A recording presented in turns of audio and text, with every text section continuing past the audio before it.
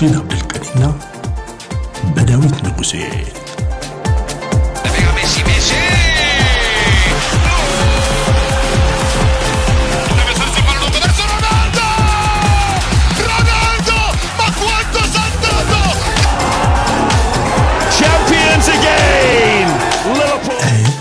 ስፖርትስ ተናስልን እንዴት ናችሁ የተከበራችሁ አድማጭ ተመልካቾች ኤችዲ ስፖርት የቅዳሜ ማለዳ ፕሮግራማችን እንሆ መደመጥ ጀምሯል። ከባካል ዳኒር ጋር ቆይታ የማደርግበት የተወዳጁ ብስራት ኤፍኤም 101.1 እንዲሁ የዩቲዩብ ፕሮግራማችን ነው። ጨዋታዎችን እንመርጣለን፣ እንዳስሳለን፣ ግምት እናስቀምጣለን። አራት ጨዋታዎች አሉ በዚህ ሳምንት። ቀዳሚው እንግዲህ የዛሬው የኤቨርተን እና አርሰናል ጨዋታ ነው። ከዛሬ ጨዋታዎች እንግዲህ ትርጉም ያለው ይሄ ነው የሚመስለው። ፉላም ከሊቨርፑል ነገ፣ ብሬንትፎርድ እና ቼልሲ እንዲሁ ዩናይትድ እና ሲቲ የሚያደርጉትን የማንቸስተር ደርቢም ጨዋታ እንዳስሳለን። በእርግጥ በአስቶን ቪላ እና በኖቲንግሃም ፎረስት መካከል ትልቅ ሊባል የሚችል የሳምንቱ ጨዋታ አለ። እሱ ትኩረታችን አይሆንም። እነዚህ አራት ጨዋታዎች ላይ ግን እንዳልኩት ሐሳቦችን ሰነዝራለን። ከተጫዋቾች ጉዳት አንፃር፣ ከሚመለሱ ተጫዋቾች አንፃር፣ ከውጤት ግምት አንፃር ምን አዳዲስ ነገሮች አሉ ቆይታችን የሚመለከተው ነው የሚሆነው። የአብሮነት እንግዲህ ቆይታችሁን ነው የምንጋብዘው በአክብሮት። ዩቲዩብ ላይ ከሆናችሁ በተለይ ፕሮግራሙን ላይክ እንድታደርጉ ኤችዲ ስፖርት ነው በነገራችን ላይ የዩቲዩብ ፕሮግራማችን እንድትከታተሉት በማክበር ጋበዝኩኝ። በአካል እንዴት ነህ ብያለሁ። አለን ዴቭ፣ እንዴት አለ? አድማጭ ተመልካቾቻችን እንዴት ናችሁ ብያለሁ። እንደተለመደ ተገናኝተናል። እንግዲህ ጨዋታዎች ሲመለሱ ጥሩ ነው፣ ግን አንዳንድ ጨዋታዎች ደግሞ በማለዳ ሲሆኑ ጥሩ አይደለም አይደል? በተለይ ማለዳ ሲሆኑ ከሌሊቱ 10 ሰዓት ተኩል ነው ተነስተን የምናየው። ትክክል። አሁን የአርሰናልና የኤቨርተን ጨዋታ በቃ 10 ሰዓት ተኩል ነው ሌሊት የምናየውና ትንሽ ይከብዳል። የኛም ድምጽ እኮ ሞቅ ሞቅ ይላል አይደል? ጨዋታ ሲኖር ትክክል። በዜና ሲሆን በዜና ሲሆን ሙትት እያልክ የሞክ ነው የምትሄደውና የመደጋገም ባህሪ ይኖራቸዋል። አንዳንዶች ከተራ ምንድነው አሉባልታ አያልፉም እንዳልከው፣ በተለይ ዝውውር ጉዳይን የተመለከተ ሲሆን እድገትም አይኖራቸውም። አይ ነው እሱንም ታያለ። ኦፍ ኮርስ አንዳንድ ነገሮች ለአናላይዝ ለማድረግ ዝም ብለህ ሐሳብ ለመስጠት ይመቹ ይሆናል፣ ግን ያንዳንድ ፕሮግራም ባህሪዎች ደግሞ አጭር ሲሆን ለዚህም የሚጋብዝ አይሆንምና ሞር መረጃ ላይ አተኩረ ብቻ የምትወጣበት እድል ይኖራል ለሁሉም። ይሄኛው እንግዲህ ሰፋ ያለ ነው እንሂድበት። ሰፋ ያለ ነው። አዎ እንግዲህ ያው ሞቅ አድርገን ነው የምንጀምረው ዴቭ። በተለይም ደግሞ የአርሰናልና የኤቨርተን ጨዋታ እሱ እንግዲህ የ31ኛ ሳምንት ቀዳሚው መርሃ ግብር ነው። ሁለቱ ቡድኖች መካከል የ27 ነጥቦች ልዩነት አለ። በደረጃ ሰንጠረዡም ደግሞ መድፈኞቹ ሁለተኛ ናቸው። ኤቨርተን 15ኛ ደረጃ ላይ ሆኖ ነው ጨዋታውን የሚያከናውኑት። ላለመውረድ ኤቨርተን የሚያደርገው ጨዋታ ነው እንዳነሳሁት ያለበት ደረጃም እንዲወርድ ያደርገዋል ተብሎ አይጠበቅም። በፕሪሚየር ሊጉ ዘንድሮ ያን ያክል የሚያጓጓ ነገር ይኖራል ተብሎ አይጠበቅም።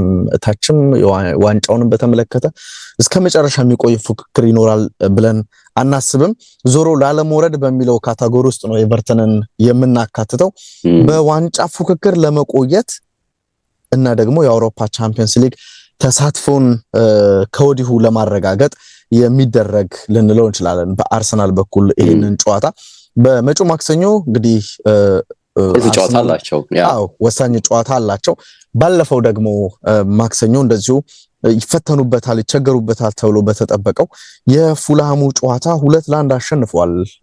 እንግዲህ እዛ ጨዋታ ላይ የሚካኤል ሜሪኖ ግብ ማስቆጠር ሳይሆን በትልቁ ሲጠበቅ ሲነሳ ደጋፊዎችን ሲያስደስት የነበረው ከጨዋታው መጠናቀቅ በኋላ ብዙዎች መነጋገሪያ ያደረጉት ጉዳይ የቡካዮ ሳካ ከጉዳት ተመልሶ በ2025 የመጀመሪያ ጨዋታውን አከናውኖ ግብ አስቆጥሯል። ያቺ ግብ ደግሞ ወሳኝ ነች። ሙኒዝ ከማስቆጠሩ በፊት የተቆጠረ ነው፣ ግን ደግሞ ሙኒዝ ቆይቶ አስቆጥሮ ቢሆን ኖሮ ጨዋታው ባቻ ነበር የሚያልቀውና የጨዋታው አሸናፊ ተጫዋች የነበረው ቡካዮ ሳካ ነበረ።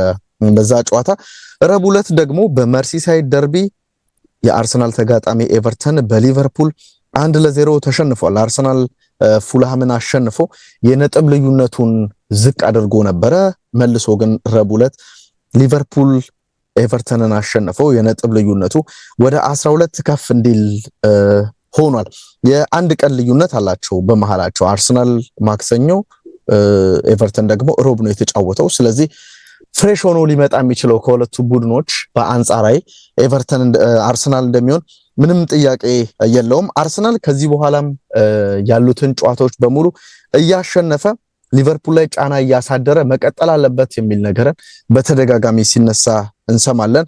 ደግሞ በዚህኛውም ሳምንት ይመቻል። አርሰናል ሊቨርፑል ነገ እስኪጫወት ድረስ አርሰናል ዛሬ ይጫወትና ነው ከዛ በኋላ አርሰናል የሚያሸንፍ ከሆነ ሊቨርፑል ደግሞ ሌላ ተለቅ ገዘፍ ያለ ጨዋታን ስለሚያደርግ በዛ ነጥብ መጣ ሊኖር ይችላል። ጫና ውስጥ ገብቶ ወደ ሜዳ መግባት ሊኖር ይችላል። እነዚህ ነገሮች ትመለከታለህ። 12 የነጥብ ልዩነት አሁንም በመሪው ሊቨርፑልና በተከታዩ አርሰናል መካከል አለ። አርቴታ በመጪው ማክሰኞ ኤምሬትስ ላይ ከሪያል ማድሪድ ጋር በሚያደርገው ጨዋታ ላይ አንድ አይኑን ጣል አድርጎ ወደዚህኛው ጨዋታ ሊመጣ ይችላል። ዴቭ እንደው ላንተም ጥያቄ ሊሆን ይችላል ዴቭ አርሰናል ፕሪሚየር ሊጉ ላይ ወይንስ ደግሞ ቻምፒየንስ ሊጉ ላይ ከዚህ በኋላ መስራት ያለበት የሚል ነገር አለና የራስን እድል በራስ የሚወሰንበት የአውሮፓ ቻምፒየንስ ሊግ ከፊቱ አለ። በጣም ጠባብ የሆነ እንግዲህ የእንግሊዝ ፕሪሚየር ሊግ ዋንጫን የማሳካት አሁንም በሂሳባችን ላይ አላለቀም በሚለው ማለት ነውና አርቴታ እርግጥ አራት ውስጥ ገብቶ የማጠናቀቅ ሁኔታው ከዚህ በኋላ ሰንደው ጥያቄ ይቀርባል።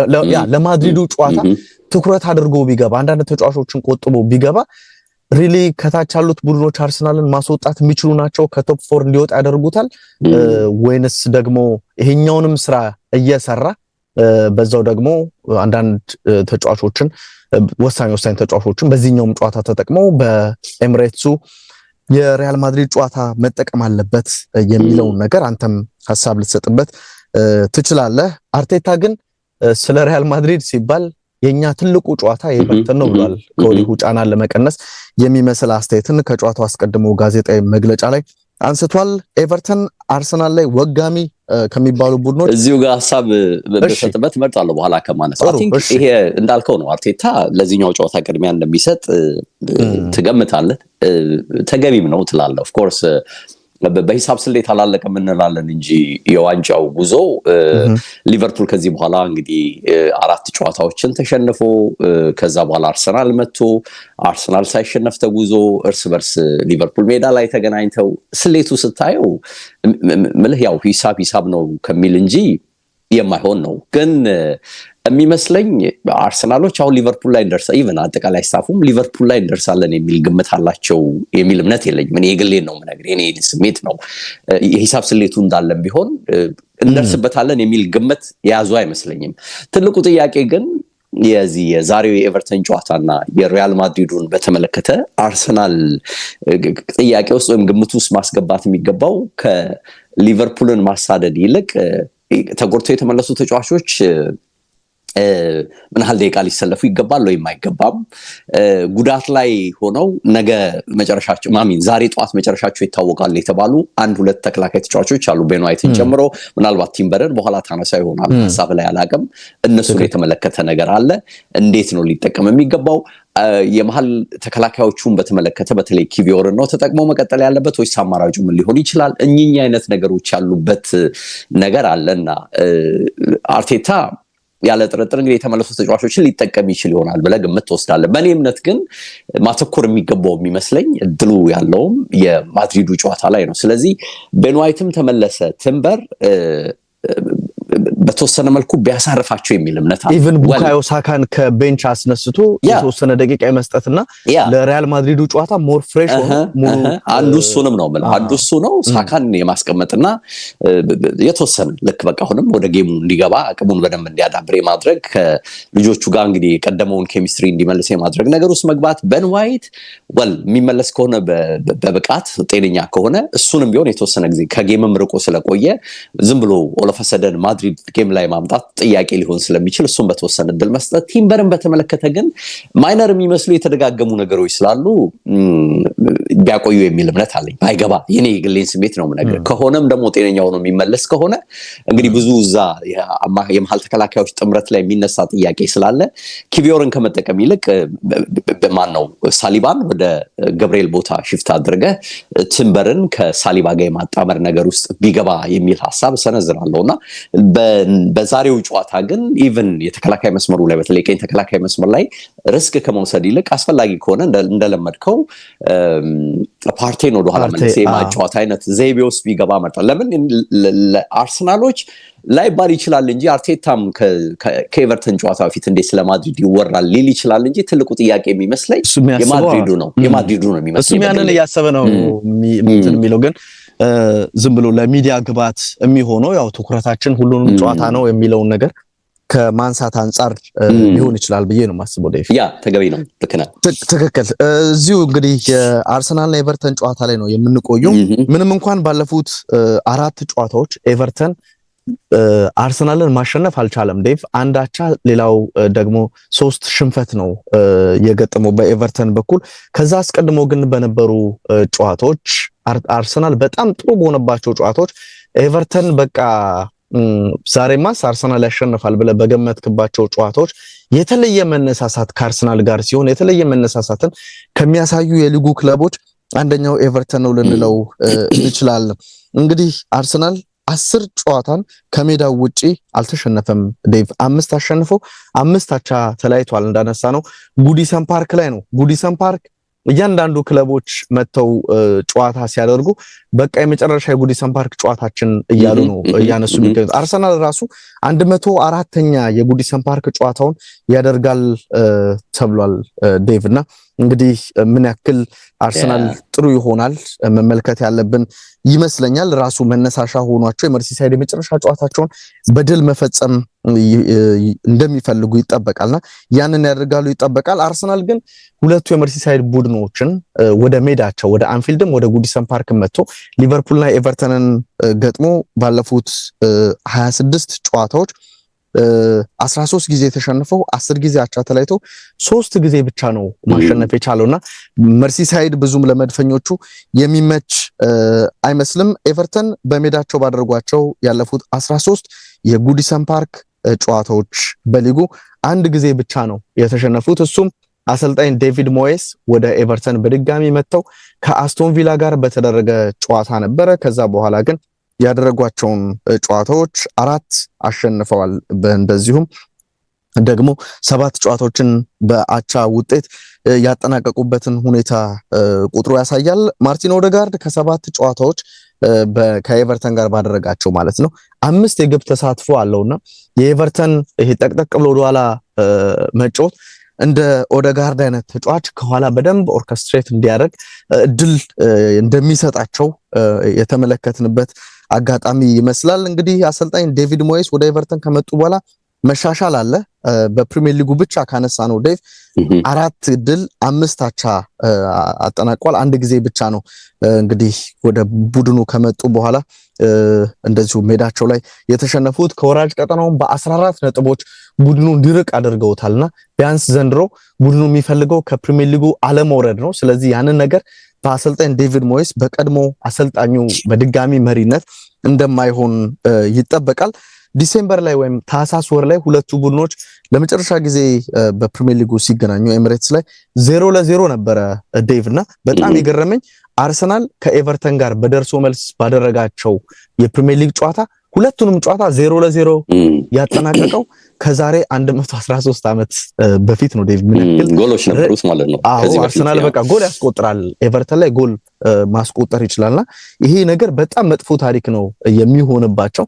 ያ እንዳይሆን ደግሞ እንግዲህ እንደ ሳካ አይነት ተጫዋች ወደ ቡድኑ ተመልሷል። ሜሪኖ አሉ፣ ራሱ ኦዴጋርድም ተጨማሪ እንቅስቃሴ ሊያደርግ ይችላል። የቡድን ዜናዎችን ስታነሳ ነበረ። ጋብሪኤል የለም፣ ቤን ዋይት፣ ካላፊዮሪ የለም፣ ጋብሪኤል የለም። የቲምበርና የቤን ዋይት የመጨረሻ ምርመራ ይፈልጋሉ ተብሏል። ቶሚያሱ፣ ካያቫት፣ ጋብሪኤል ጄሱስ እንደሌሉ ተገልጿል። አንተ ያነሳው ቶማስ ፓርቴን በቀኝ መስመር የመጠቀም ሁኔታ ሊኖር ይችላል የሚል ነገርን ተመልክቻለሁ። ኪቪዮር እንዳነሳው በጋብሪኤል ቦታ ሊሰለፍ ይችላልና ቤቶ የኤቨርተኑ ግዙፍ አጥቂ ደግሞ ከሰሞኑ ጥሩ መነቃቃት ላይ ያለ ነው። ቨርጂል ቫን ዳይክን ጭምር ሲፈትን ተመልክተናልና አሰልጣኝ ሚካኤል አርቴታ ቤቶን ለዊሊያም ሳሊባ እንደሚሰጥ ወይም ዊሊያም ሳሊባ ቤቶን በቁጥጥሩ ስር እንዲያደርግ ትዕዛዝ ሊያስተላልፍ ይችላል። ምክንያቱም አንድ ለአንድ ግንኙነት ላይ ሳሊባ ምንም የሚታማ ተጫዋች ስላልሆነ ኪቪዮርና ቤቶ ግን ከሆነ ደርምሶት ይህንን ተጫዋች ግብ ሊያስቆጥር እንደሚችል ከግዙፍ ተጫዋቾች ጋር ኪቪዮር ሲገናኝ ምን ያክል ደካማ እንደሆነ አንዳንድ ጨዋታዎች ትልቅ ምስክር ናቸውና ያ ነገር ይጠበቃል። አርቴታ ከጨዋታው አስቀድሞ ምን አለ የሚለውን ነገር ባጭሩ በለና ነው እንግዲህ ከቡካዮ ሳካ ጋር በተገናኘ ዛሬ እንወስናለን። ያው ትናንት ነው የሰጠው ሐሳቡ ነገ እንወስናለን ብሏል። ዛሬ ማለቱ ነው። ስለዚህ ዛሬ ይወስናል። የመከላከል ጥምረቱን በተመለከተ እንደዚሁ ጥያቄ ቀርቦለት ነበረ አሰልጣኝ ሚካኤል አርቴታ ስለ መከላከል ጥምረት ወይም ፓርትነርሺፕ እኔን ሳይሆን መጠየቅ ያለባችሁ ለዚህ ጥያቄ ትክክለኛው መልስ የሚሰጣችሁ ዊሊያም ሳሊባ ነው ብሏል።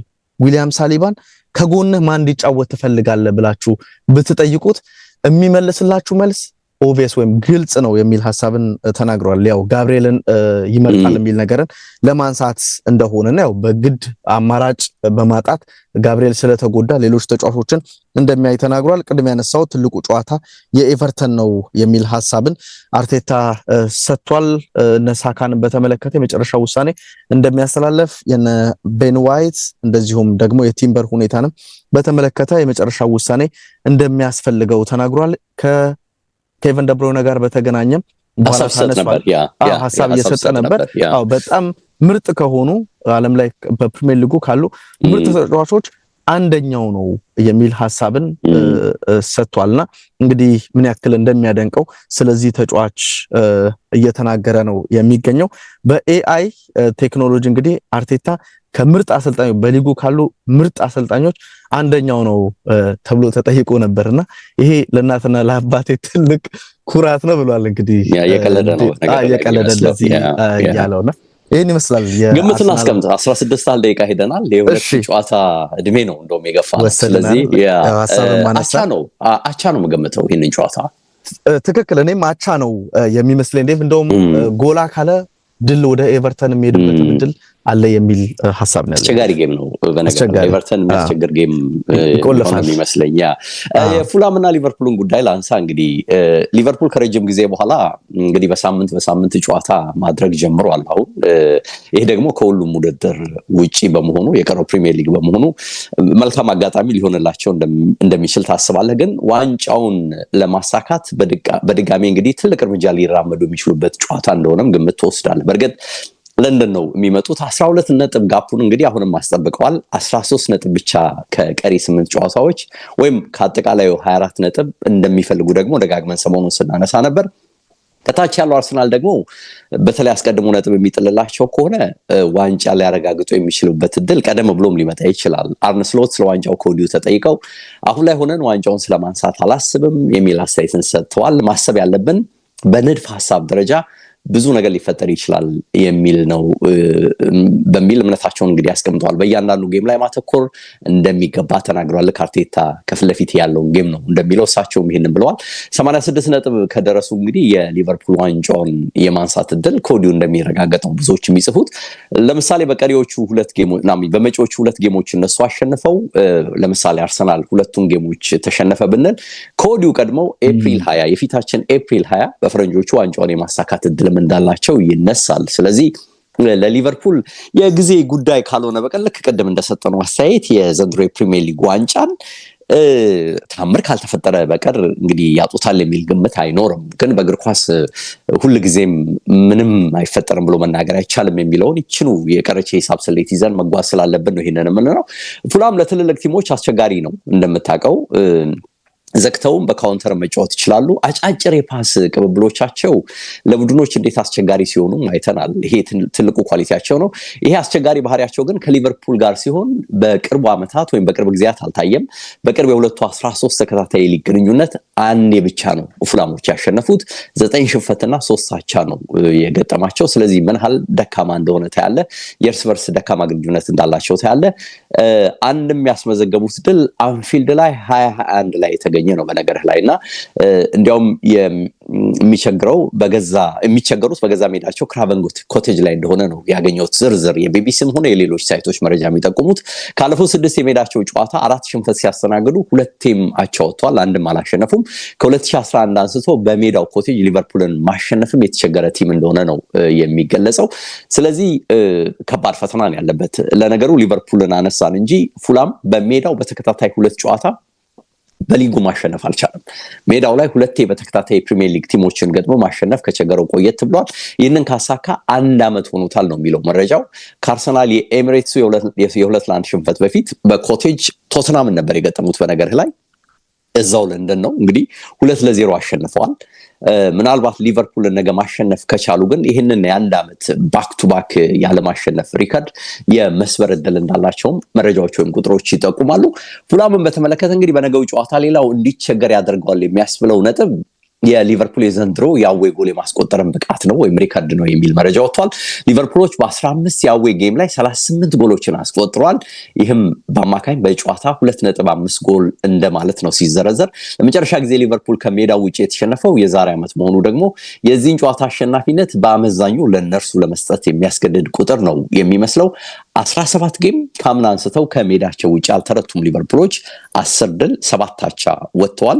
ወደ ለንደን መጥተውም ቶተናምን፣ ዌስትሃምን፣ ብሬንትፎርድን በሙሉ የለንደን ቲሞችን በተከታታይ ያሸነፉበት ሪከርድ አለና ይሄም እንግዲህ ለሊቨርፑሎች ጠቃሚ ድጋፍ ሊሆን የሚችል ነጥብ እንደሆነ ታነሳለህ። እንግዲህ ስለ ሞሐመድ ሳላ የኮንትራት ጉዳይ ከሰሞኑ የሚነሱ ብዙ ነገሮች አሉ። ሊፈርም ነው፣ ዝግጁ ሆኗል፣ በርካታ ነገሮች እየተነሱ አልቋል የሚል ነገር እየሰማን ነበር።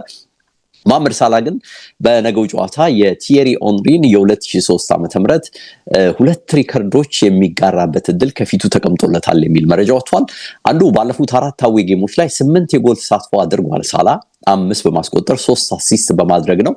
ነገ ካገባ ወይም ደግሞ አሲስት ካደረገ ኦንሪ በ5 የአዌይ ጌሞች ላይ ያሳካውን የ9 ጎሎች ተሳትፎ ሪከርድን ይጋራል የሚል መረጃ ወጥቷል። አንዱ ይሄ ነው።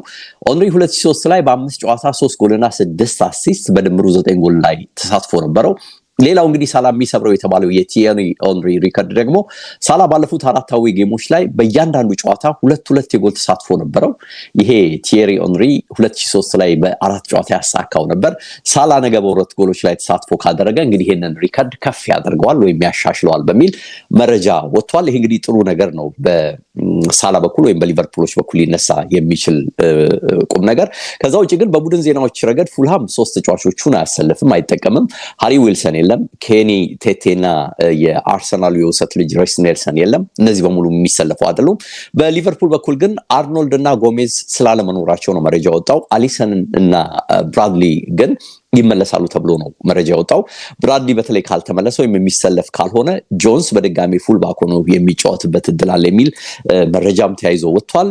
አዳማ ትራኦሬ እንግዲህ ፉላሞች በትልቁ ተስፋ የሚያደርጉት ተጫዋች ነው። በተለይ ደግሞ ቻንስ በመፍጠር ትልልቅ ቻንሶችን በመፍጠር ትልቅ ቁጥር አለው።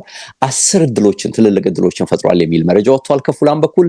ሙኒዝ ደግሞ እንግዲህ በየጨዋታው 1.8 ኳሶችን ኦን ታርጌት ያደርጋል። በቀደምም እንደጠቀስከው እንግዲህ ጎል አስቆጥሯል። 1 ጎል አርሰናል ላይ። ከዛ በፊት ያገኘውንም የጭንቅላት ኳስ የሳተበት መንገድ በጣም ነበር የሚገርመው። ይሄ ተጫዋች ደግሞ ኦን ታርጌት በየጨዋታው የሚያደርጋቸው ሙከራዎች ከፍ ያሉ ናቸው። እንደጠቀስኩት 1.8 ነው። ስለዚህ አስቸጋሪ ለሊቨርፑል ይሆናል ተብሎ የሚጠበቀውም ይሄ ተጫዋች ነው። ይሄም ሆኖ ግን ሁሉም በሚባል ደረጃ ይህንን የኮቴጅ ጌም ሊቨርፑል ቢያንስ 3 ጎሎች አስቆጥሮ ያሸንፋል የሚል ግምቶች የበረከቱበት ነው የሚመስለው። እንግዲህ ያንተ ግምት ወይም ተጨማሪ ነገር ምን ሊሆን እንደሚችል ባላቅም ይህንን ጨዋታ በተመለከተ አሁንም ሊቨርፑል ትልቅ እድል አለው፣ የማሸነፍ እድል አለው።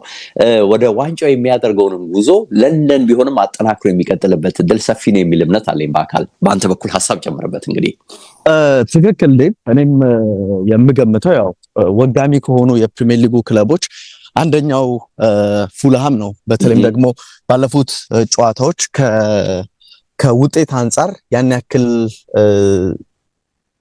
ይሄ የምትተማመንበት አይነት ውጤታማነት በቡድኑ የታየበት አይደለም እውነት ነው። ኤቨርተን ባይኖረውም ግን ደግሞ ይህንን ጨዋታ በበላይነት ሊቨርፑል ለማጠናቀቅ ተጨማሪ መነሳሻም ሊኖረው ይችላል የሚል ግምት አለኝ። እንዳነሳው እንደ ሊቨርፑል አይነት ቡድን ብዙ ኤቨርተን ማነው ፉልሃም የሚመቸው አይመስልም ዴቭ። በተለይም ደግሞ ይሄ መስመር ላይ ያሉ ተጫዋቾች በደንብ ጥቅጥቅ ብለው በደንብ እስከመጨረሻው ተፋልመው ጥቃት የሚሰነዝሩ እንደሆኑ ይታወቃልና አሌክስ ኢዮቢ ለዚህ የሚመቹ ተጫዋቾች ነው የሚሆኑ ተብሎ ነው የሚጠበቀውና መቸገር ሊኖር ይችላል። ግን ደግሞ በጠባብ ውጤትም ቢሆን ክራቨን ኮቴጅም ላይ ቢሆን ሊቨርፑል ያሸንፋል የሚል የግል ግምት ነው ያለኝ ዴቭ።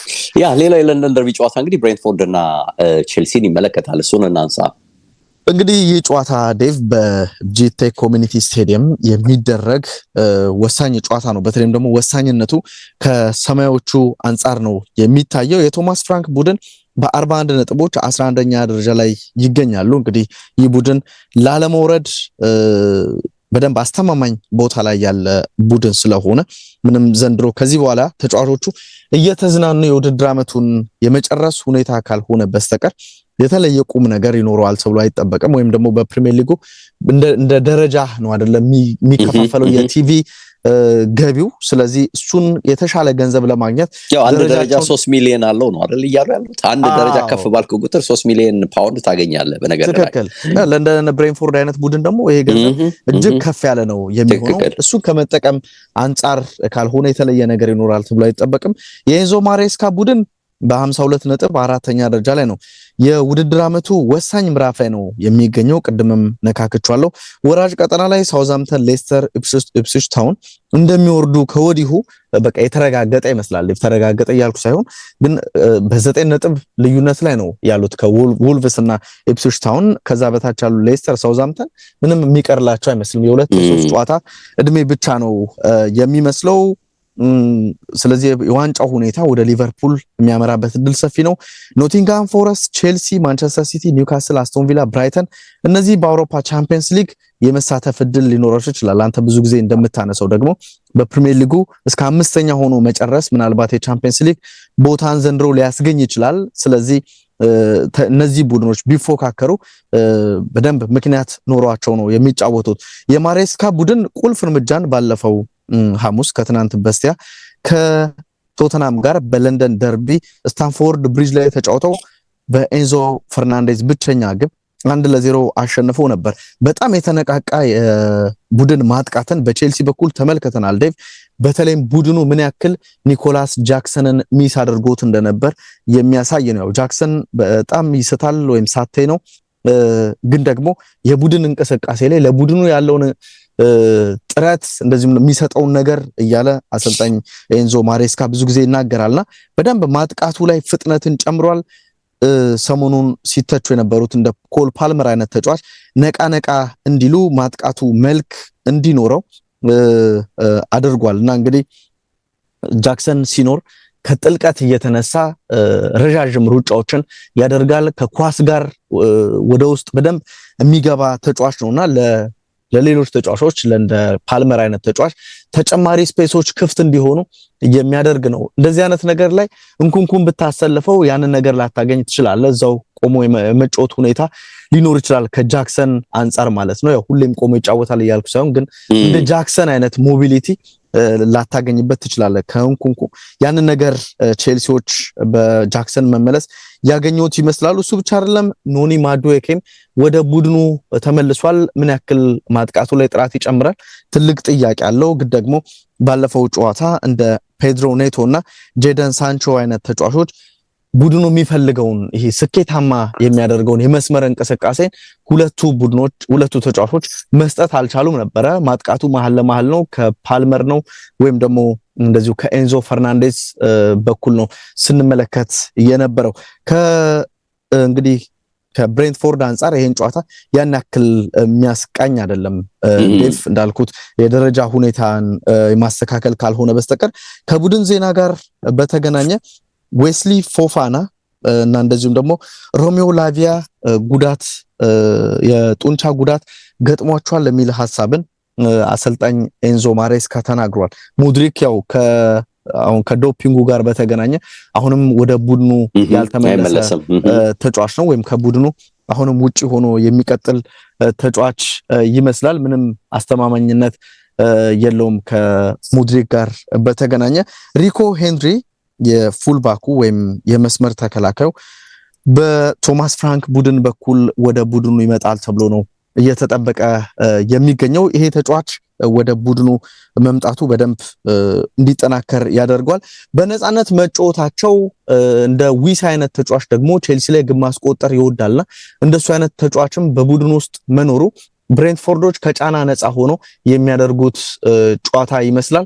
ቼልሲ ግን ከዚህ ጨዋታ ሙሉ 3 ነጥብ ይዞ የሚወጣ ከሆነ እነ ማንቸስተር ሲቲ ጨዋታቸውን እስኪያደርጉ ኒውካስልም ጨዋታውን እስከሚያደርግ ድረስ የነጥብ ልዩነቱን ማስፋት ይችላልና 4 ውስጥ ገብቶ ለማጠናቀቅ ለሚኖረው ጥረት ትልቅ እርምጃ ይሆናል ተብሎ ነው የሚጠበቀው። ዴቭ ይሄንን ጨዋታ በበላይነት መፈጸም ይኖርበታል የማሬስካ ቡድን። እንግዲህ ከእርስ በርስ ግንኙነት አንጻር ይሄንን ጨዋታም ሲያነሱት ነበረ ዴቭ። ብዙ ጊዜ ወጋሚ ከሆኑ ቡድኖች በተለይም ደግሞ ሁለቱም የምዕራብ ለንደን ቡድኖች ናቸው። ቼልሲ ሜዳውም ላይ ከሜዳውም ውጪ ሲሸነፍ ተመልክተናልና ከ1940ዎቹ በኋላ በሁለቱም በደርሶ መልስ ቼልሲ የሚያሸነፈው ጨዋታ ሊሆን ይችላል ብሬንትፎርድን ድል የሚያደርግ ከሆነ የሚል ቁጥር ስመለከት ነበርና ሌላ የሚያጓጓ የቁጥር ሁኔታዎችን ከዚህ ጨዋታ ጋር ስመለከት ነበረ። እንግዲህ አሰልጣኝ ኤንዞ ማሬስካ ከዚህ በኋላም አንዳንድ ጉዳቶች ሊኖሩበት ይችላሉና እነሱን በተመለከተ ለምሳሌ ባለፈው ጨዋታ ከቡድኑ ምርጥ ተጫዋቾች አንደኛው ነው፣ ግን ደግሞ በየ3 ቀኑ ጨዋታ ላይ እየገባ ተጽዕኖ እንዲያሳድር ማድረግ አንችልም ብሏል። ሪስ ጄምስን በተመለከተና ሮሜዮ ላቪያንን በተመለከተ ሮሜዮ ላቪያ ከቁጥር አንጻር ከባለፈው ዓመት የተሻለ ጨዋታን አድርጓል። ከዚህ በኋላ ግን ትኩረት የምናደርገው ቀጣይ ዓመት ቡድኑን በሚገባ ዘንድሮ ከሰጠን በላይ እንዲያገለግለን ስለማድረግ ነው እንጂ ዘንድሮ መጥቶ ይረዳናል ከሚል ካልኩሌሽን አይደለም የሚል ሐሳብን ሰጥቷልና ስለዚህ ሮሜዮ ላቪያንም ለቀጣይ ዓመት የማዘጋጀት ሁኔታ ሊኖር ይችላል። ሪስ ጄምስም እንደዚሁም እንደ ፎፋና አይነት ተጫዋቾች ብዙ በጉዳት የሚጠቁ ተጫዋቾች ናቸው። እነዚህን ተጫዋቾችም ጠብቆ የመቆየት የቡድኑ ኃላፊነት ስለመሆኑ አሰልጣኝ ኤንዞ ማሬስካ ሐሳቡን ሰጥቷል።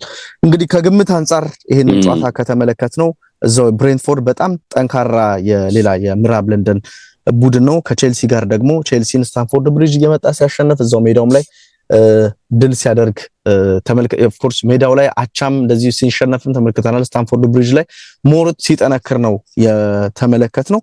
በጣም አቻ ይላል ውስጤ፣ ግን ደግሞ በጠባብ ውጤትም የማሬስካ ቡድን ቶተንሃም ላይ ካሳየው ብቃት አንጻር እንደ ጃክሰን አይነት ተጫዋችም ከመመለሱና ማጥቃቱ እጅግ በቃ ፈዞ የነበረው ማጥቃቱ ነቃ ከማለቱ አንጻር ግብ አስቆጥረው የሚያሸንፉበት እድል አለ የሚል ግምቴን ነው ማስቀምጠው ዴቭ። ያ ለቼልሲ ነው በዚህ ሳምንት ግምት የምሰጠው። እንዳልከው ብሬንትፎርድ እንደ ጅምሩ አልሆነም። በተለይ ከሰሞኑ የገጠሙት የውጤት ችግሮችን ስታይ ተደጋግመዋልና ቼልሲ ደግሞ ይሄን ሞመንተም ይዞ ሊጓዝ ይችላል የሚል እምነት አለኝና ለቼልሲ ነው በዚህ ሳምንት በጠባብም ይሁን አሳማኝ በሆነ መንገድ ይህን ጨዋታ ያሸንፋል የሚል ግምት አለኝ።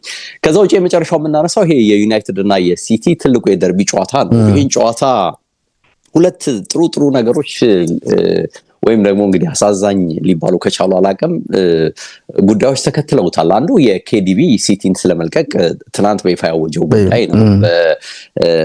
የጨዋታ ዓመቱ ሲጠናቀቅ ሳውዲ ወይም ደግሞ አሜሪካ ሊሄድ የሚችልበት እድል አለ በሚል ያው እሱም ራሱ በይፋ አውጥቷል። መሰናበቱን የተመለከተ የዚህ ዓመት ቆይታው የመጨረሻው መሆኑን ለደጋፊዎች እንግዲህ ግልጽ የሆነ መልእክት በማስተላለፍ አሳውቋል። ያን ተከትሎ በርካታ እንግዲህ ስለሱ ጥሩ ነገሮች በየአቅጣጫው ወጥተዋል።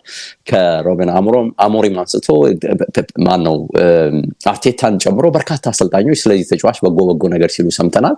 አንዱ እሱን የተመለከተው ጉዳይ ይሄ ነው። ከዛ ውጪ ግን የጋርናንቾ እንግዲህ ጥሩ ገዢ ከተገኘ ስለመሸጡ ደጋግሞ ወሬ ሲወጣም ስለነበር ቤቱን ሊሸጥ ነው ወይም ደግሞ ለመሸጥ ተስማማ ቢባል ላይደንቅ ይችላል። ግን የቤቱን እንግዲህ ዩናይትድ ከተማ ያለውን ማንቸስተር ከተማ ያለውን ቤቱን ለመሸጥ መስማማቱ ቀጣይ እርምጃውን ያሳውቃል በሚል ብዙዎች መረጃ ይዘው ወጥቷል። ስለዚህ ይሄም ተጫዋች በዚህ ክለብ የመቆየት እድል የለውም የሚሉት ሁለቱ ዜናዎች ትኩረት ስበዋል። እንግዲህ ከዚህ ከደርቢ ጨዋታ ቀደም ብሎ የኬዲቢ ግን በቶፕ ሌቭል ረዘም ላለ ጊዜ የተጫወተ አምሮ በጣም ሻርፕ ኳሊቲው ቶፕ የሆነ ተጫዋች በመሆኑ እንግዲህ በየአቅጣጫው ሙገሳ በስቶለታል። እንግዲህ ሁሉም አስተያየት የሰጠው በነገር ላይ ይሄን በተመለከተ አጭር ልትለኝ የምትችለው ነገር ካለ መጨመር ትችላለህ። ግን ከሌለ ወደ ጨዋታው በቀጥታ ማለፍ ይችላል። ያው ዴቭ እንግዲህ ሁሌም እንደሚባለው ኬቨን ደብሮነ በተለይም እያሳደደ ነው የሚያጠቃ። እኔ እንደዛ ብዬ ነው የምገልጸው። እየሸሻው ራሱ ጥቃት የሚሰነዝርብህ ተጫዋች ሆኖ የምናውቀው ነውና የመጨረሻው ኳስን ከማቀበል አንፃር ፓሲንግ ስኪሉ በጣም ይገርም ነው። በቃ ምንም የማይዛነፉ ሻርፕ የሆኑ ፓሶችን የሚያደርግ ተጫዋች እንደሆነ ይታወቃልና ይሄን ተጫዋች ማጣት ለማንቸስተር ሲቲ ትልቅ እጦት ነው። አጠቃላይ እንደ ፕሪሚየር ሊጉም ስትመለከተው በጣም ያደገ ተጫዋች ነው። በልጅነቱ በቼልሲ ሲጫወት የተመለከትነው ተጫዋች ነው። ግን ደግሞ ያን አክል አልነበረም። ከ40 ሜትር ከ45 ሜትር ኳስ ሹት ማድረግ የሚፈልግ ሰልፊሽ የነበረ ተጫዋች ግን ባንዴ ወደ ጀርመን ያደረገው ወደ ቮልፍስቡርግ ከሄደ በኋላ የሆነው ኬቨን ደብሮነ በቃ I'm not a scorer, I am a provider ሰጪ ነኝ እንጂ አግቢ አይደለሁም የሚል ሐሳብን ሁሉ በተደጋጋሚ እንዲናገር የሚያደርግ በቃ የሚያስገርሙ ፓሶችን የሚያደርግ ተጫዋች ነውና ፕሪሚየር ሊጉ ሌላ አዝናኝ የሆነው ተጫዋች የሚያጣበት ጊዜ ይመስላል። ያው በሌላ ፕሮግራምም ኬዲቪን የምናነሳበት እድል እንዳስሰዋለን። ዴፊኒትሊ ማንሳታችን የሚቀር አይሆንም። በተለይ ደግሞ የሁሴን ኢንተርቪዎች ሊመጡ ይችላሉ። ይሄን በተመለከተ ሰፋ ያለ ነገር ከወደ ፈረንሳይ ሚዲያዎች ልናገኝ እንችላለን። ይሄ እንግዲህ የዩናይትድ እና ሲቲ የደርቢ ጨዋታ ነው። ለሲቲ ስንጠቅስ እንደነበረው የቻምፒየንስ ሊግ ተሳትፎ ለማድረግ ቁልፍ ጨዋታ እንደሆነ እናነሳለን። ለዩናይትድ ግን ብዙም ትርጉም ያለው ጨዋታ አይደለም። እንዳልነው ደረጃዎች በራሳቸው ይዘው የሚመጡት የገንዘብ ተጽዕኖ ካልሆነ በቀር ወይም ደግሞ ደረጃህን ከፍ ማድረግና የቡድንን ብቃት በሂደት ለማሳደግ ካልሆነ በቀር የጎላ አይደለም። የዩናይትድ ደጋፊዎች ለዚህ ጨዋታ የሰጡት ግምት ደካማ በመሆኑ ታስታውስ ከሆነ ቲኬቶች ሳይሸጡ ቀርተው ነበር። የደርቢው ጨዋታ ቲኬቶችና ዩናይትድ ወዲያው ነው የጨዋታ የቲኬት ዋጋን አውርዶ እንግዲህ ደጋፊዎች እንዲገቡና ይህን ጨዋታ እንዲከታተሉ ያደረገውና ተሽጠው አልቀዋል። አላለቁም እርግጠኛ ባልሆነም ግን ጫና እንደነበረበት ስናነሳ ነበር ከሰሞኑ። በእርግጥ ዩናይትድ የደረጃው አጋማሽ ላይ መገኘቱ የዚህን ጨዋታ ትልቅ ዋጋ የሚያወርደው ነጥብ እንደሆነ እኔም በግሌ አምናለሁ። በደረጃ ከ13ኛ ከፍ ብሎ ለመጨረስ ጨዋታውን ደግሞ ማሸነፍ መልካም አጋጣሚ ነው፣ ምንም ጥርጥር የለውም። በዚህ ላይ በሲዝኑ ለ13ኛ ጊዜ ከደረሰባቸው የኖቲንግሃም ፎረስት ያለፈው ሽንፈትም ለማገገም በደንብ ሊረዳቸው የሚችል ጨዋታ ነው እንግዲህ ከተሳካላቸው ማለት ነው። ሽንፈት ከመጣ ግን በ2023-24 በሲዝኑ ያስመዘገቡትን የ14 ጨዋታ ሽንፈት ሪከርድ ገና ከወዲሁ ነው የሚጋሩት። እንግዲህ የሚገርመው 31ኛ ሳምንት ላይ ነን። ከዚህም በኋላ ሽንፈት ሊመጣ ስለሚችል ምን ያህል መጥፎ ታሪክ ዩናይትድ ሊጽፍ እንደሚችልም መገመት ይቻላል። በተለይ ሽንፈቶች ከዚህም በኋላ እየመጡ ከሄዱ የአጥቂ መስመራቸው ውጤታማ አለመሆንን ተከትሎ ሮቤን አሞሪም አሳሳቢ ነገር ገጥሟቸው አይተሃል። በፎረስት ጨዋታ ላይ ኦቢ ማርቲንን ከመጠቀም ወጣቱ ልጅ ከመጠቀም ይልቅ ማጓየርን በጭንቅላት ጎል እንዲያስቆጥርላቸው ከፊት ለፊት አሰልፈውት ነበር። ይሄ እንግዲህ ምን ያህል አጥቂዎቻቸው ሻርፕ እንዳልሆኑ ከመስመርም ከፊት ለፊትም አማራጭ አልባ የሆኑ እንደመጡ የምታይበት አጋጣሚ ነው። ለአሁኑ ግን የጎል ተስፋቸው የሆነው ያው ፈርናንዴዝ ብቻ ነው። ይሄ ተጫዋች አሁንም ቁልፍ ነው በዚህ ክለብ። በኦልድ ትራፎርድ ብቻ ዘንድሮ 21 የጎል ተሳትፎ አድርጓል። 12 ጎሎችና 9 አሲስት በማድረግ የሚጠቀሰው ተጫዋች ይሄ ነው። ስለዚህ አሁንም ተስፋ የሚያደርጉት ይሄንን ተጫዋች ነው። በእርግጥ ዩናይትድ በትልልቅ ጌሞች ላይ ነቃይ ማለት ባህሪ ያለው ደጋግመን አይተናል። ከዛ ውጪ ደግሞ ባለፉት 3 ጨዋታዎች ላይ ሲቲ ላይ የበላይ ሆኗል። 2 ድል 1 አቻ አስመዝግበዋል ባለፉት 3 ጨዋታዎች። ምናልባትም ካሸነፈ ባክ ቱ ባክ በማሸነፍ እንግዲህ ከ5 ዓመት በኋላ በደርቢው አዲስ ታሪክ ይፈጥራል የሚል ነገር ተነስቷል። ረጅም በደርቢው ያለ ሽንፈት ጉዞ ያደረጉት 2011 ላይ ነበር። ያኔ 4 ሳይሸነፉ ተጉዟል። ስለዚህ ይህም በድጋሚ ሊፈጠር የሚችልበት እድል አለ የሚል መረጃ ነው እየወጣ ያለው። ሌላው ለዩናይትድ ሊጠቅም የሚችለው ነጥብ የሚመስለው የሲቲ ያለፉት 11 የሜዳው ውጭ ሪከርድ ደካማ መሆን ነው። ከ11ዱ በስድስቱ ሲቲ ተሸንፏል አዌ ወጥቶ። ይሄ ያልተለመደ የሲቲ የዘንድሮ ችግር ነው። እንግዲህ አንዱም ችግራቸው ሆኖ ከዋንጫው ሽሚያም እንዲወጡ ያደረጋቸው ይሄ እንደሆነ ታውቃለህ። በዚህ ላይ ደግሞ አሞሪም ከሲቲ ሲጫወቱ የገባቸው አንድ ነገር ያለ ይመስላል። 2 ጨዋታ አድርገዋል እስካሁን ስፖርቲንግ እያሉ በቻምፒየንስ ሊግ ሲቲን አሸንፈውታል። በፕሪሚየር ሊጉ ደግሞ አንዴ አዌ ወጥተው በሜዳው ላይ ሲቲን አሸንፈዋል። እንግዲህ ከደገሙና ለሶስተኛ ጊዜ ይሄን ማሳካት ከቻሉ 3 በተከታታይ ሲቲን በማሸነፍ ሪከርድ የፈጠሩ አሰልጣኞች አሉ። እነርሱም ቱኸልና ክሎፕ ናቸው፣ የርገን ክሎፕ። ይህንን ታሪክ ለመጋራት መልካም አጋጣሚ ከፊት ለፊታቸው ለአሞሪም ቀርቧል የሚል መረጃ ወጥቷል። ይሳካል ላይሳካም የምናየው ነው የሚሆነው። ሲቲ ትኩረቱ እንግዲህ ሲዝኑን በትልቅ ደረጃ መጨረስና ኤፍኤ ዋንጫውን ማንሳት ነው። በነገርህ ላይ የቼልሲ ማሸነፍን ተከትሎ በሊግ ወደ 5ኛ ወርደዋል። 4ኛ ደረጃ ላይ እንደነበሩ ታስታውሳለህ። ከባዱ ፈተና ግን ቶፕ 4 ገብቶ ለመጨረስ ፈተና መሆኑ ነው። ቀጣይ ግን ቅድምም ስጠቅስ እንደነበረው 5ኛ የሊግ ቲም አውሮፓ ላይ መሳተፍ ስለሚችል የበለጠ አሁንም ብቃታቸውን ከፍ አድርገው መጓዝ ውጤታማ መሆን የሚጠበቅባቸው ነው የሚመስለው። እንግዲህ ከተሳካም ተሳካ፣ ካልተሳካም 5ኛ ሆነ ለመጨረስ የግድ ማሸነፍና ውጤታማ መሆን ስለሚጠበቅ ማለት ነው። በዚህ ወሳኝ ሰዓት ሃላንድን ማጣት ለሲቲ ከባዱ ፈተና ነው። በነገርህ ላይ ባለፈው ዓመት ኦልድ ትራፎርድ ላይ 2 ጎል አግብቶ ነበር። ከ5 እስከ 7 ሳምንታት እንግዲህ በሊጉ ልናየው እንደማንችል መረጃ ወጥቷል። ማሙሽ እንግዲህ እርሱን ሚና ይወጣል ተብሎ ነው የሚጠበቀው። ፔፕም ሃላንድን መተካት ከባድ ቢሆንም ማሙሽ በአጭሩ ጊዜ የጎል አፒታይቱ በደንብ እየታየ ነው።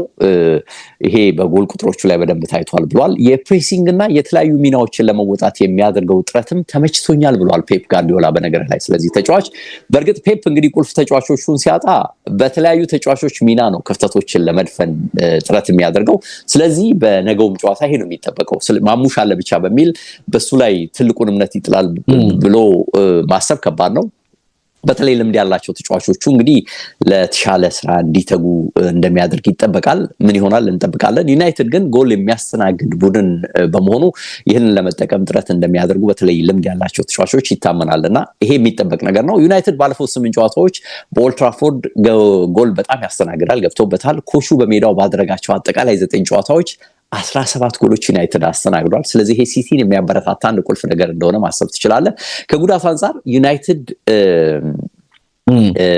ነገሮች እየቀለሉለት እንዳሉ እየመጡ እንዳሉ ይታያል። ሜሰን ማውንት መጥቷል፣ ማጓየር ተመልሷል፣ ዮሮም ተመልሶ አይተነዋል። ሜኖና ሾም ተቃርበዋል። በነገር ላይ ቡድን ውስጥ መካተት የሚችሉበት እድልም አለ እየተባለ ነው። አማድ የሌለ ተጫዋች ነው። ጆን ኢቫንስ እና አይደን ሄቨን የሉም። እነዚህ ተጫዋቾች ተጎድተዋል። እንግዲህ ይሄ ማርቲኔዝን አይመለከትም። ማርቲኔዝ ሙሉ ለሙሉ ከሲዝኑ ውጪ እንደሆነ ስለሚታወቅ ማለት ነው። በሲቲ በኩል ግን ካንጄ፣ ጆን ስቶንስ እና አኬሉም 3ቱም ቁልፍ ተከላካዮች ናቸው። በጣም የሚገርም ነው። እነዚህን ተጫዋቾች አያገኝም ፔፕ ጋርዲዮላ። ሮድሪ መሰለፍ አልጀመረም እንጂ ስለመቃረቡ ከተወራ ሰንበትበት ብሏል። እንደውም ፔፕ ከሰሞኑ ታስታውስ ከሆነ በዓለም ክለቦች ዋንጫ ላይ እንደሚሳተፍ ሲገልጽ ነበረ። ስለዚህ ዘንድሮ ላይ ጠቀሙት ነው በአጠቃላይ በፕሪሚየር ሊግ ወይስ ምንድን ነው የሚል ጥያቄ እንድታነሳ የሚጋብዝ ይመስለኛል። ኦስካር ቦብ ተመልሶ አይተነዋል በሳምንቱ አጋማሽ ላይ። ስለዚህም ተጫዋች ቁልፍ ሚና እንደሚኖረው ግምት ትወስዳለህ። አንዳንድ መረጃዎች ሮቤን አሞሪም ሜሰን ማውንትን ቢጠቀሙት ምንድነው ድል ሊሰጣቸው የሆነ ነገር ሊፈጥርላቸው የሚችል እንደሆነ ነው የሚገልጹት እና እየገፋፏቸው ነው ያሉት እና ሜሰን ማውንት ልዩ ኳሊቲ ያለው ተጫዋች ነው። በተለይ ለፕሬሲንግ ይመቻል፣ አይቆምም ከፊት ለፊት ስታሰልፈው እና እንግዲህ መሀል ሜዳ ላይ ከፊት ለፊት ካሉት ቦታዎች ወይም ከ10 ቁጥር አንዱን ሊሰጡት ከቻሉ ሊጠቅማቸው ይችላል የሚል መረጃ እየወጣ ነው የሚገኘው። እዚህ ጨዋታ ላይ እንግዲህ በርካታ ሳይቶች ለመገመት የተቸገሩበት ሁኔታ አለ። ምን አይነት ግምት ማስቀመጥ እንዳለብን አላቅም። ዩናይትድ ትልልቅ ጌሞችን የማሸነፍ ወይም ደግሞ አስቸጋሪ መሆን ባህሪ ስላለው ያሸንፋል ብለህ ግምት ትወስዳለህ። ፔፕ ከሰሞኑ እንግዲህ ከፍታ ዝቅታ ቢኖረውም የተወሰነ ነገር አግኝቷል ቡድኑ ብለህ ልትናገር የሚያስችሉ ነገሮች ነበሩ። የሃላንድ አለመኖር ደግሞ እንደ ክፍተት ልታነሳው የምትችለው ነጥብ ነው። አላቅም አቻ በሰጠው ጌም ይመስለኛል በአካልን አሸናፊ አይኖረውም የሚል ግምት አለኝ። ካልሆነ ግን በቅጽበቶች የሚወሰን ጌም እንደሚሆን ግምት ትወስዳለህ። ከባድ ጌም ነው ዴቭ እንዳነሳው። አዎ በጣም ለመገመት እጅጉን አስቸጋሪ የሚሆን ጨዋታ ነው። ራሱ ዩናይትድ ኦልድ ትራፎርድ ላይ በጣም ብዙ ጨዋታዎችን የሚሸነፍ ነጥብ የሚጥል ቡድን ነው። ማንቸስተር ሲቲ ደግሞ ሳታስበው ዘጭ ሊል ይችላል በአንድ ጨዋታ። ያንን ደግሞ በዘንድሮ የውድድር ዓመት በደንብ አሳይቶናል እና እንዳልከው እኔም ተመሳሳይ የአቻ ግምት ነው የምሰጠው። የተወሰነ ቢጫና ቀይ ካለው ወደ ማንቸስተር ሲቲ ድሉ ሊያመራ ይችላል። ግን ደግሞ ዩናይትድም ቀላል ተፋላሚ ይሆናል። ራሱ የደርቢ ስሜቱ የዩናይትድ ተጫዋቾችን ሞቅ ያደርጋልና ያ ነገር እጠብቃለሁ። እኔም በአቻ ውጤት አለበለዚያ ደግሞ በጣም በጠባብ እድል ማንቸስተር ዩናይትድን የሚያሸንፍበት እድል አለ የሚል ግምት ነው ማስቀምጠው። ዴቭ ናብቃ እንግዲህ ክቡራትና ክቡራን ኤችዲ ስፖርቶች ነበረን። የኛን ግምት እንደተከታተላችሁት አስቀምጠናል። እስቲ ላኩልን የናንተን ግምት ደግሞ ዩቲዩብ ላይ ሐሳብ በመላክ ልትገልጹልን ትችላላችሁ። ኤችዲ ስፖርት ነው በነገራችን ላይ የዩቲዩብ ፕሮግራም ስማችን። እዛ ላይ ገብታችሁ ፕሮግራሙንም መከታተል ትችላላችሁ። ቪዲዮንም ላይክ እንድታደርጉ በማክበር ነው የምንጠይቀው። እንግዲህ የበስራት ቆይታችን የዛሬው የተከታተላችሁትን ይመስላል። ጨዋታዎችን እንግዲህ ተከታትለን ደግሞ በሰኞ ፕሮግራማችን ሌሎች ነገሮችንም ጨምረን የምንመጣ ነው የሚሆነው። ለዛሬው ግን በአካል አንተንም አመሰግናለሁ። እንዲሁም አድማጭ ተመልካቾችንም ማብቃቴን እየገለጽኩ በምስጋና አሰናብታለሁ። ቸርን ሰብቱ እያለሁ ባባይ። ሰላም ሁን ዴቭ፣ መልካም ጊዜ ላንተ።